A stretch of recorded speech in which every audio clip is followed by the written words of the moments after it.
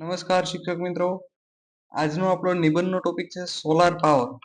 સૌર ઉર્જા ઉપરથી છે કે જેની અંદર તેના લાભો, ભવિષ્ય અને સરકારશ્રીએ જે નવી યોજનાઓ લાવેલ છે એના આધારિત મેં ટોપિક વિચાર્યો હતો અને એ તમારી સમક્ષ પ્રસ્તુત કરું છું.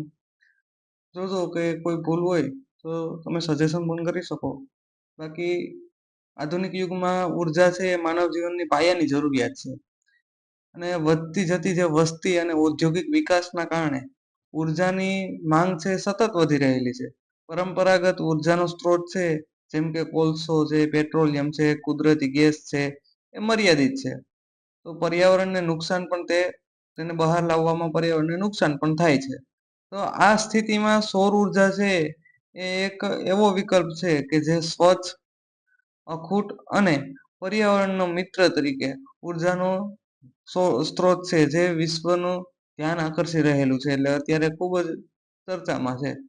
સૌર પાવરની વાત કરીએ તો એની અંદર એના લાભો શું છે? તો સૌર ઉર્જા સૌથી મોટો અને લાભ એ છે કે નવીનીકરણ એટલે કે રિન્યુએબલ એનર્જી છે એમાં તે ઉર્જાનો સ્ત્રોત ભરપૂર પ્રમાણમાં છે.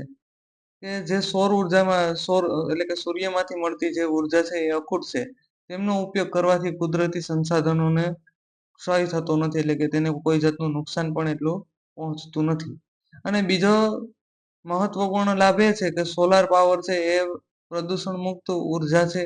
વીજળી છે એ ઉત્પન્ન કરતી વખતે કાર્બન ડાયોક્સાઇડ કે અન્ય હાનિકારક જે વાયુઓનું ઉત્સર્જન થતું નથી. એટલે કે કોઈ નકામા એવા પદાર્થોનું ઉત્સર્જન થતું નથી. જેમ આપણે કોઈ પેટ્રોલિયમ પદાર્થોનું દહન કરીએ ત્યારે કાર્બન ડાયોક્સાઇડ અને બીજા ઘણા હાનિકારક વાયુઓ નીકળે એ અહીંયા નીકળતા નથી. જેના કારણે વૈશ્વિક ઉષ્ણ તાપમાન છે અથવા હવામાનનું પરિવર્તનની સમસ્યામાં પણ ઘટાડો થાય છે.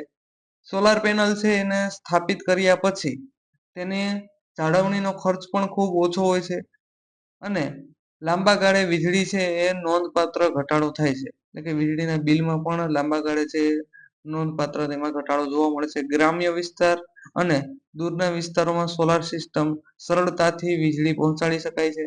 સૌર ઉર્જાને ઉપયોગથી દેશની આયાતી ઈંધણ પર નિર્ભરતા ઘટે છે. એટલે કે જે આયાત કરી છે આપણે ઈંધણ એની પણ જરૂરિયાત ઓછી રહી છે. જે અત્યારે આપણે જોઈ શકીએ છીએ ઇલેક્ટ્રિક બાઇક, જેના કારણે વિદેશી હુંડિયામણોની બચત થાય છે અને દેશમાં આર્થિક સ્થિતિ મજબૂત બનતી જોવા મળશે. સોલાર પાવરનું ભવિષ્ય કેવું છે એની ઉપર ચર્ચા કરીએ. ભારત સહિત સમગ્ર વિશ્વમાં સૌર ઉર્જાનું ભવિષ્ય ખૂબ જ ઉજ્જવળ છે. ટેકનોલોજીના વિકાસ માટે સોલાર પેનલ છે એ વધુ કાર્યક્ષમ અને સસ્તી બની રહી છે.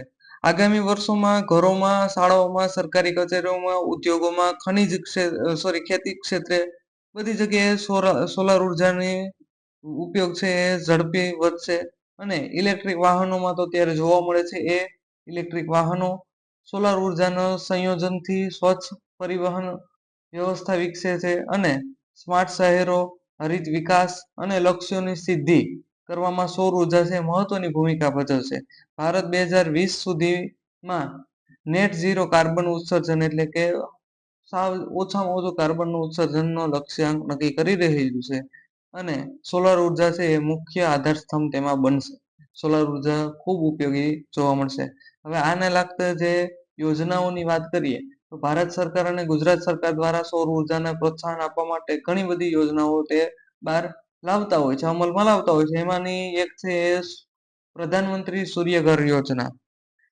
મફત વીજળી અને આ યોજના હેઠળ છે એ ઘર પર રૂફટોપ એટલે કે સોલાર પેનલ લગાવવામાં આવે છે તે સ્થાપિત કરવા અને સબસિડી કરવા આપવામાં આવે છે કે જેનો હેતુ શું છે? કરોડો પરિવારોને સસ્તી અને સ્વચ્છ વીજળી ઉપલબ્ધ થાય.